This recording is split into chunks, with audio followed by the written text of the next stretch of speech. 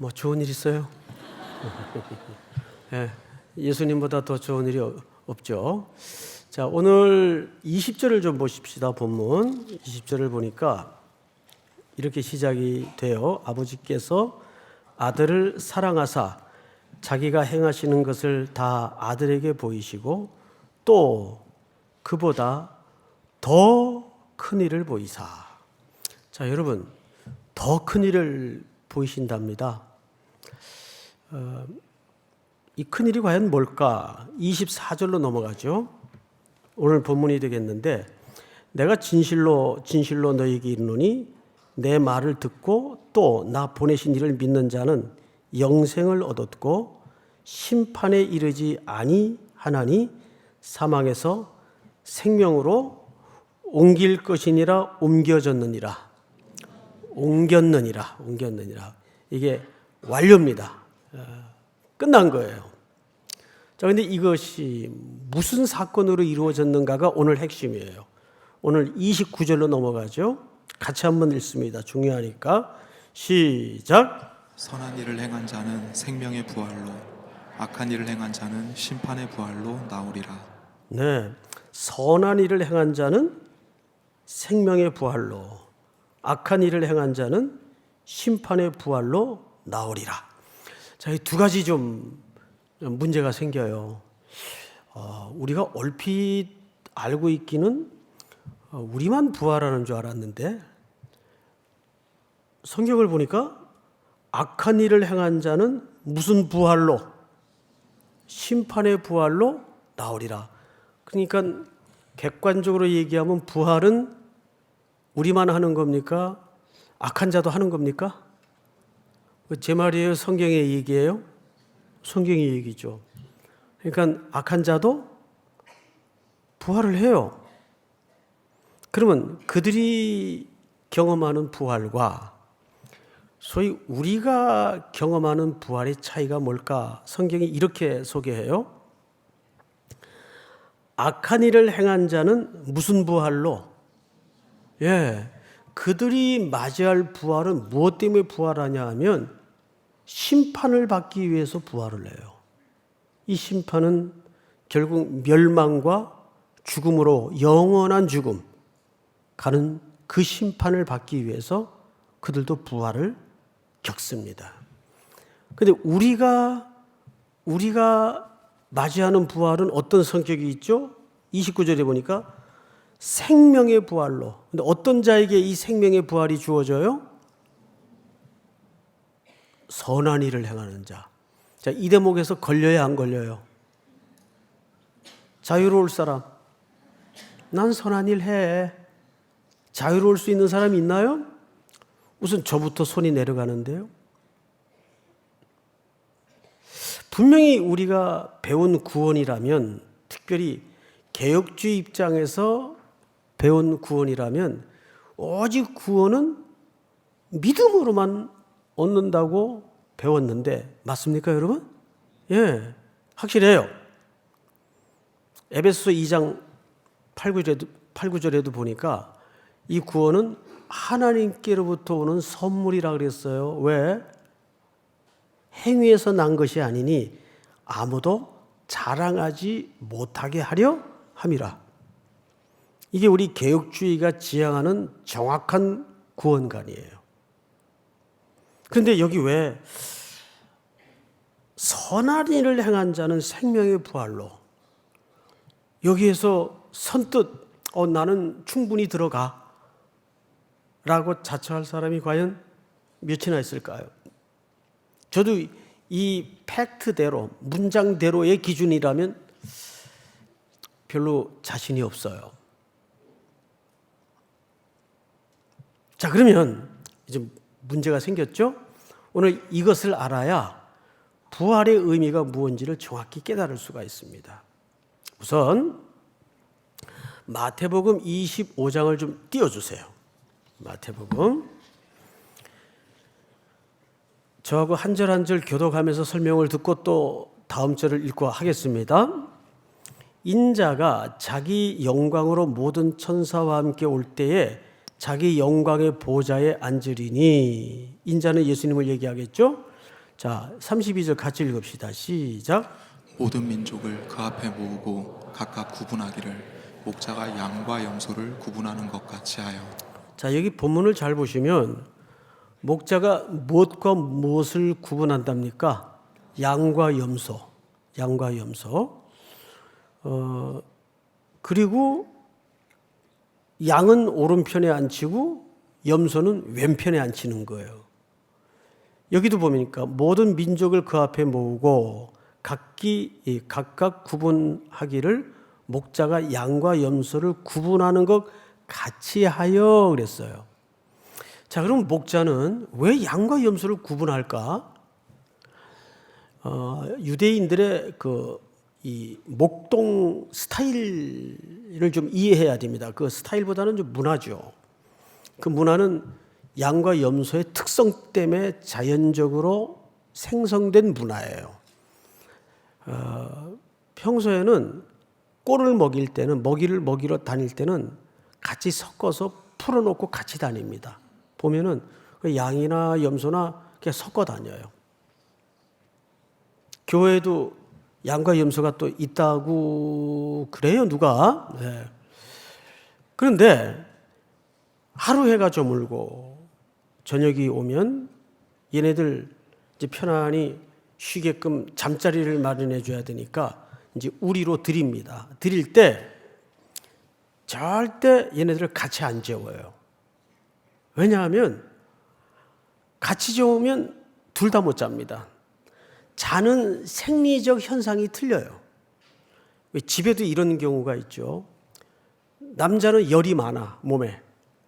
그래서 아무리 이불을 덮어줘도 걷어차고 배 다 드러내고 이렇게 자는 남성들이 있어요. 근데 반대로 아내는 이불을 꽁꽁 뒤집어 써야 자는 스타일이 있어요. 한 침대에서 동거가 가능할까요? 불가능해요. 따로 자야 돼요. 심하면 각방을 쓰거나. 절대 이건 같이 못 자요. 그것처럼 양과 염소의 체질이 달라요. 그래서 얘네들은 같이 못 자요. 생리적으로 그렇게 태어났어요. 그렇게 만들어졌어요. 그래서 양은 양끼리, 염소는 염소끼리 구분을 하는 이유가 거기에 있습니다. 자, 그런데 다음 절을 한번 보십시다. 양은 오른편에, 염소는 왼편에 두리라. 자, 여기서 질문을 하나 던지죠. 양이 선한 일 한 거 있나요? 응? 오른편에 앉을 만한 무슨 특별한 무슨 헌신을 한 게 있나요? 그 염소들하고 똑같이 풀 뜯어 먹고 다닌 거 외에는 없어요. 염소도 마찬가지예요. 구원은 마치 이렇게 그냥 은혜로 택정함을 입는 거예요. 무슨 인간의 조건이나 기준이 근거가 돼서가 아닙니다. 자, 그런데 그 다음 절부터 성경을 좀 보십시다. 그때에 임금이 그 오른편에 있는 자들에게 얘기합니다. 내 아버지께 복받을 자들이여, 나와 창세로부터 너희를 위하여 예비된 나라를 상속받으라. 여기 예비된 나라라는 말은 확정된 것을 얘기합니다. 이것도 완료형으로 썼어요. 그 다음에 35절 시작. 내가 줄일 때에 너희가 먹을 것을 주었고 목마를 때에 마시게 하였고 나그네 되었을 때에 영접하였고. 다음 절. 헐벗을 때에 옷을 입혔고 병들었을 때에 돌보았고 옥에 갇혔을 때 와서 보았느니라. 이렇게 돼 있어요. 그러니까 누가 이랬다는 거예요? 양들이 아니라 양편에 구분된 우편에 앉은 하나님의 백성들이 그렇게 했대요. 그런데 좀 뜬금없는 반응이 이어 나옵니다. 다음 절 시작. 이에 의인들이 대답하여 이르되 주여 우리가 어느 때에 주께서 줄이신 것을 보고 음식을 대접하였으며 목마르신 것을 보고 마시게 하였나이까. 38절 시작. 어느 때에 나그네 되신 것을 보고 영접하였으며 헐벗으신 것을 보고 옷 입혔나이까. 여기서 초점이 뭘까요? 지금 이렇게 반응하는 양쪽에 구분된 하나님의 백성들의 반응이에요. 우리가 언제 그랬습니까? 그러면 질문이 뭐냐 하면 이 사람들은 자기가 한 것을 인지하고 있는 겁니까? 못하고 있는 겁니까? 예? 예, 못하고 있어요. 인지를 못하고 있어요. 여러분, 근데 인지를 못했다는 건 무슨 뜻이죠? 자기도 모르게 했다는 얘기가 됩니다. 우리도 그럴 때 많죠. 그걸 뭐라 그러냐면 본성 또는 경향이라고 합니다. 나도 모르게 했나 봐. 그런데 나는 전혀 몰랐거든. 그 인지를 못한 거예요. 이걸 뭐라 그런다고요? 로이드 존스 목사님이 그리스도인의 경향 또는 본성이라고 얘기를 하는 거예요. 이게 굉장히 중요한 표현입니다. 왜냐하면 여기서 한 가지 정확하게 짚고 넘어갑시다. 그러면 이런 걸 다 해야 구원을 받는다는 얘기일까? 그 말이 아니에요. 거꾸로 이 얘기입니다. 적어도 하나님의 택한 백성이 되고 우편에 앉을 백성이 약속된 백성이라면 사망에서 생명으로 옮겨져서 그리스도의 생명이 그 안에 분명히 믿음으로 들어가 있는 사람들이라면 이런 경향이 어떻게 나와야 된다는 얘기입니까? 그렇죠. 저절로 나와야 된다는 얘기예요. 이것이 마치 무엇처럼? 새로워진 본성을 통해서 그런 중 누구든지 그리스도 안에 있으면 새로운 피조물이라 이전 것은 지나갔으니 보라 새 것이 되었도다. 그게 우리의 새로 창조된 본성으로서 저절로 나와야 된다는 거예요. 여러분 마태복음 7장에 보면 집 짓는 얘기가 나와요. 두 사람이 다 집을 지었어요. 근데 바람이 불고 창수가 났죠. 근데 한 집은 끄떡없이 서 있는데 한 집은 무너졌어요. 둘 중에 무너지면 뭔가 잘못된 거예요. 찬송가 가사에도 보면 이런 대목이 있죠. 잘 짓고 잘 짓세 우리 집 잘 짓세. 그래서 이거를 집 짓는 싸움으로 이해를 잘못 가져요. 행함의 싸움으로 이해를 잘못 가져요. 여러분 이건 행함의 싸움이 아니에요. 그 다음 찬송가 후렴 구절을 놓쳐서는 안 됩니다.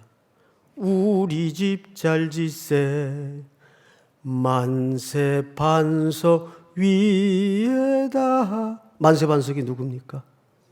그리스도. 그러니까 그 인생의 집이 제대로 그리스도의 토 위에 지어진 인생이라면 바람이 불고 창수가 나도 흔들리지 않을 뿐더러 이런 하나님을 향한 끊임없는 본성이 어떻게 나와야 된다는 거예요.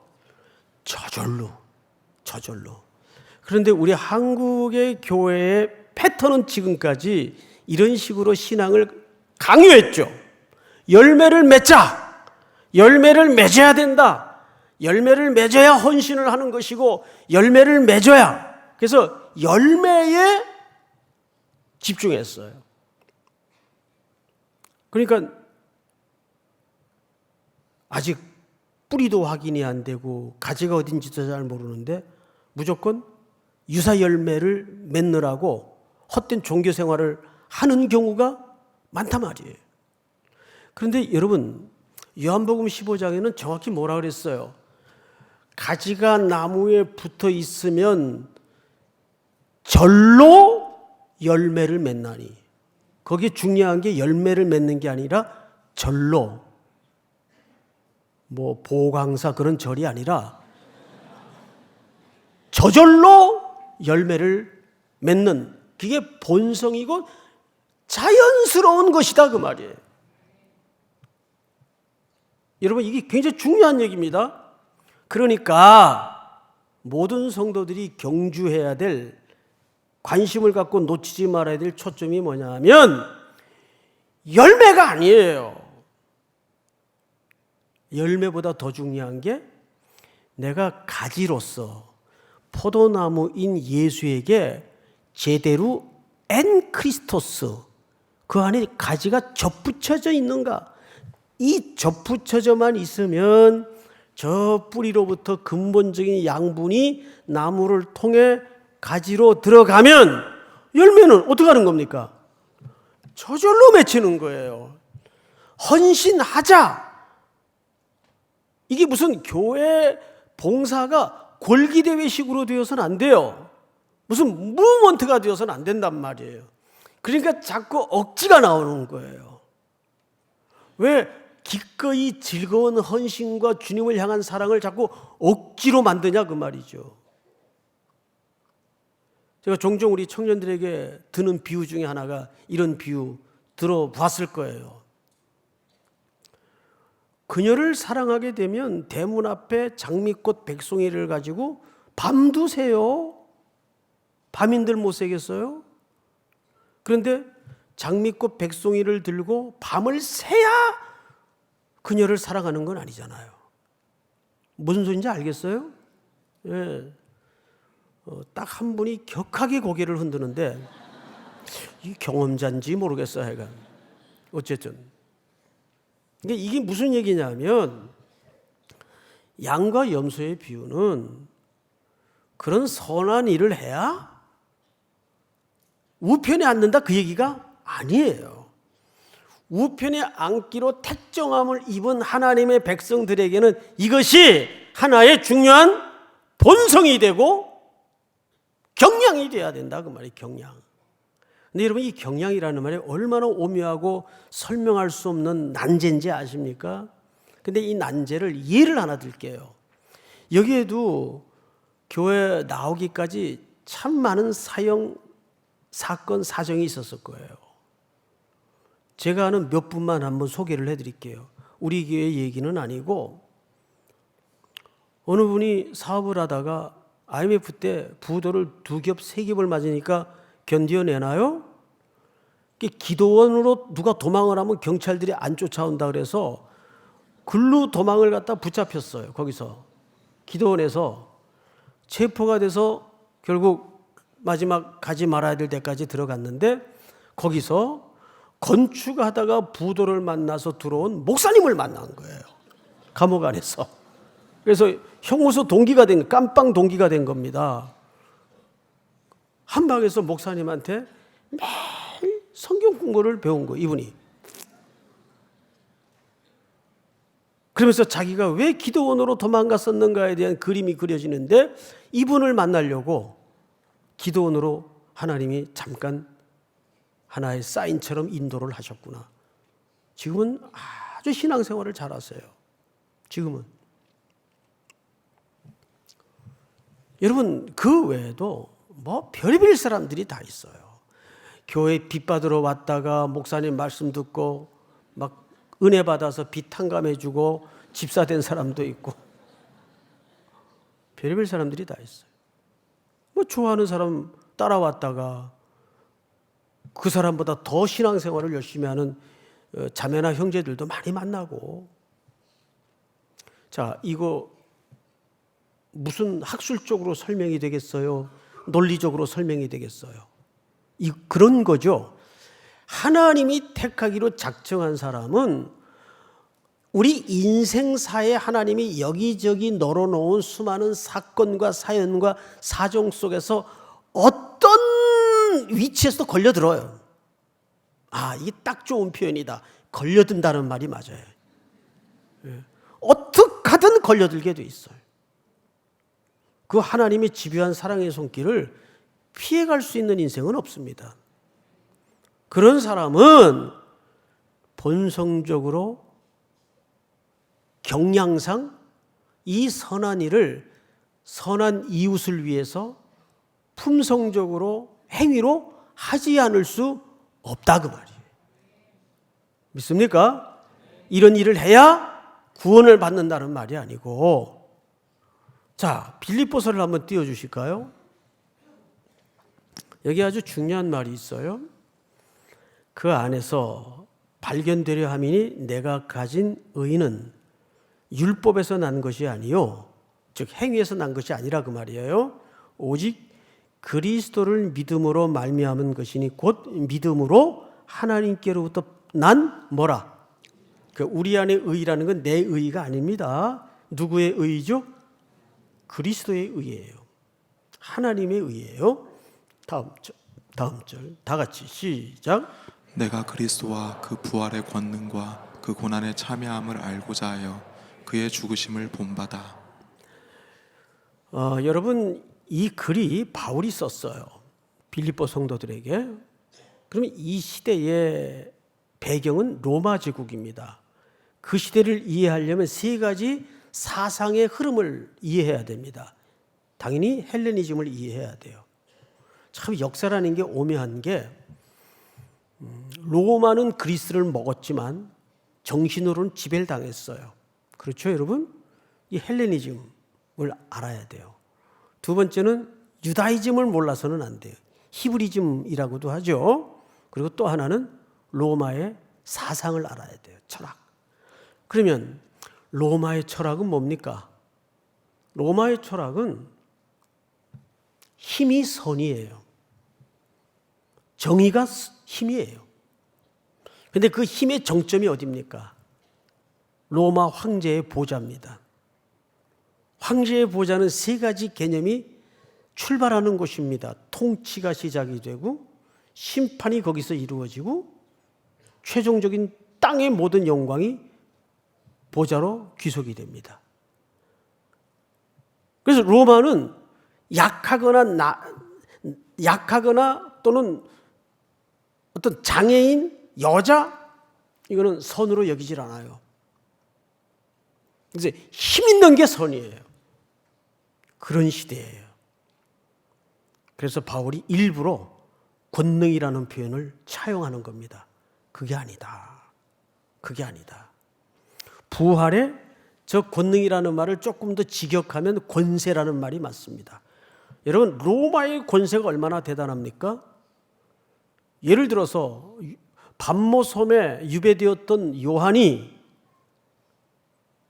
절망 속에 너무도 가진 것 없고 힘없는 핍박 속에 매일 죽어가고 피 흘려가는 환난과 고난과 압박 속에 있던 그리스도인들을 향해서 계시록이라는 글을 남겨요.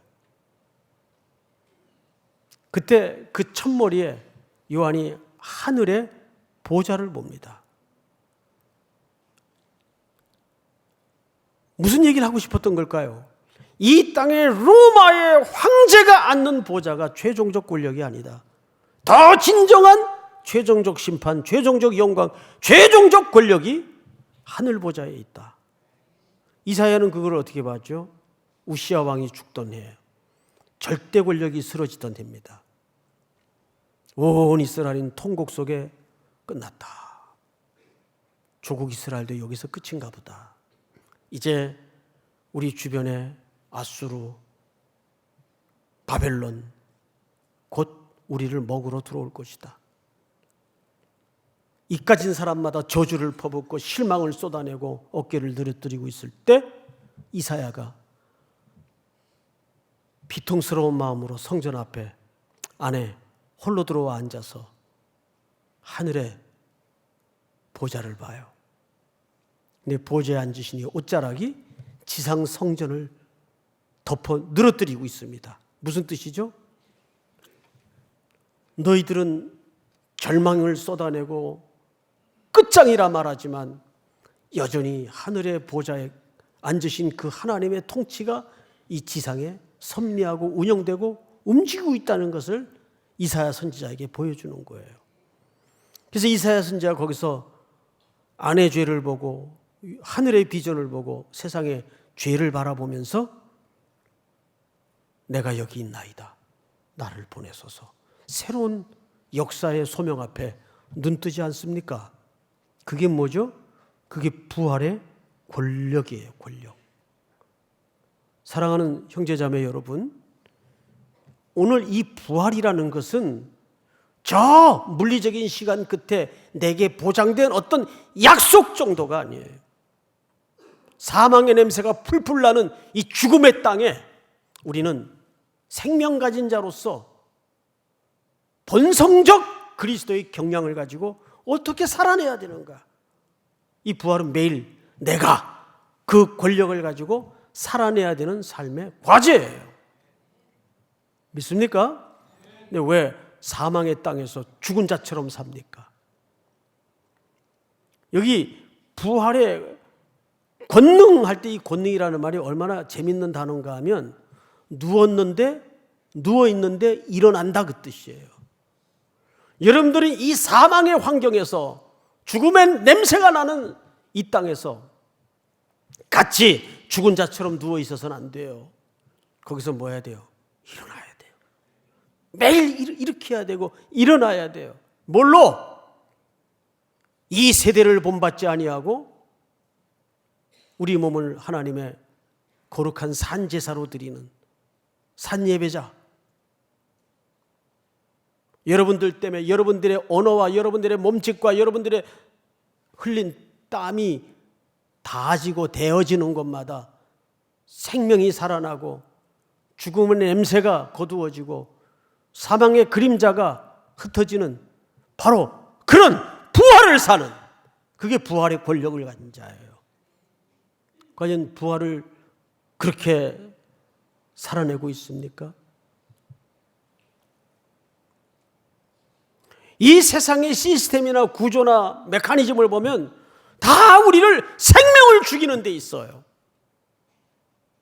그걸 온몸으로 손해를 각오하고 저항하고 부르짖고 정말 비참하게 누군가의 도움 없으면 살아갈 수 없는 그들을 향해서 일으켜내고 손잡아주고, 그게 어떻게 나와야 된다는 얘기예요? 저절로 나와야 된다는 얘기예요. 저절로. 믿습니까? 그게 우리가 부활을 맞으며 새롭게 하나님 앞에 붙잡혀야 될 시대적 소명입니다. 우리 삼일교회는 바로 그것이 본성이 돼야 돼요. 여러분들의 삶엔 그것이 경량이 돼야 돼요. 이렇게 얘기하는 사람이 있을 거예요. 누군 그런 마음 안 먹습니까? 근데 안 되잖아요. 왜? 안 돼서 또 실패하더라도 그런 마음을 계속 가지세요. 계속. 그러다 보면 하나님께서 굳은 살이 배기듯 언젠가는 하나님의 자녀로 그렇게 자리매김 만들어 주실 줄을 저는 확신합니다. 사랑도 훈련해야 되고 연습해야 돼요. 믿습니까? 이것이 빠진 부활, 그저 내 목숨 하나 생명으로 옮겼다는 차원의 부활, 그렇게 큰 의미 없어요. 이 부활은 확대돼야 되고 흘러가야 되고 나뉘어져야 되고 점점점 강이 되고 바다로 이루어져서 생물이 살아나고 모든 죽었던 땅이 꽃이 피고 사막에 열매를 맺는 그런 기적을 봐야 되는 거죠. 요셉 한 사람이 한 시대를 먹여 살렸듯이 부활의 권력을 가진 여러분들의 삶의 현장의 모든 언저리마다 그런 생명의 냄새로, 사망이 100이라면 우리는 120, 150 그 사망을 덮어버려야 돼요. 믿습니까? 누가 십자가에서 그것을 이루어 놓으셨습니까? 예수 그리스도, 오직 예수, 그 부활의 권력 앞에 다시 한번 이 시대에 들림받고 쓰임받는 우리 3인의 청년들 또 성도들이 될 수 있기를 축복합니다. 다 일어나십시다. 162장 부활하신 구세주.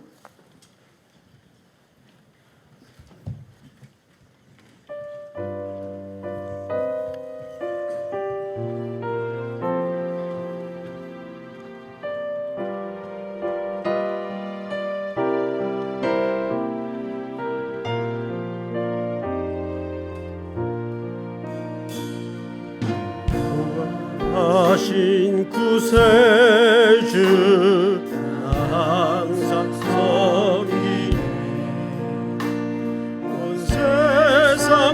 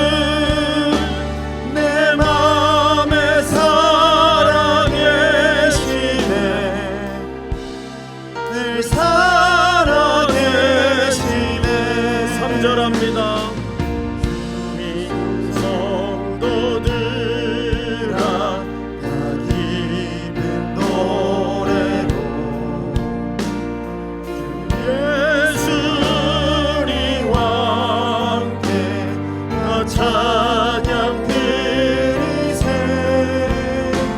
이 세상 소망이요 참 친구 되시네. 주 예수 영원토록 찬양하세. 예수 예수 늘 살아계셔서 주 동행하여 주시며 늘 말씀하시네. 예수 예수 내 구세주 예수 내 맘에 살아계시네. 늘 살아계시네. 우리 한번 기도하겠습니다. 서신체로 한 두 가지 제목을 함께 나누죠. 하나님, 아무 공로 없는 죄인을 우편에 앉히시고 하늘 백성 삼아 주신 것을 감사하며 부활로 살아갈 수 있도록 은혜 주신 것을 감사합니다. 이제 저 먼 시간 끝에 주님을 만나는 그 시간까지 우리의 일상 속에서 그리스도의 본성, 하나님의 경량을 닮아가고 배워가고 실천하는 우리 모두가 될 수 있도록 도와주시되 두 가지로 드러나게 하여 주시옵소서. 첫째는 이웃을 향한 눈물이 있게 하시고, 이웃을 향한 섬김이 있게 하시고, 이웃을 향한 성품적 배려로 다시 한번 새로워지는 부활을 사는 우리 몸 모두가 될 수 있도록 인도해 주시옵소서. 주여 부른 다음에 소리내어 통성으로 기도합시다. 주여! 사랑하시는 아버지 하나님 감사합니다. 오늘도 우리들에게 부활주의를 단순히 우리가 사망에서 생명으로